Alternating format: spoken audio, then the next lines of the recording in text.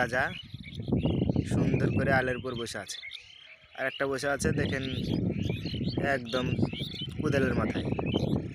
এই বেটাই এমনই রাজার রাজা, শারিকেরা আপনার পোকা ধরে আর এরা যায় কাইড়ে খাইয়ে লাগে। এরা হলো সেই শ্রেষ্ঠ রাজা, ফিঙ্গে রাজা।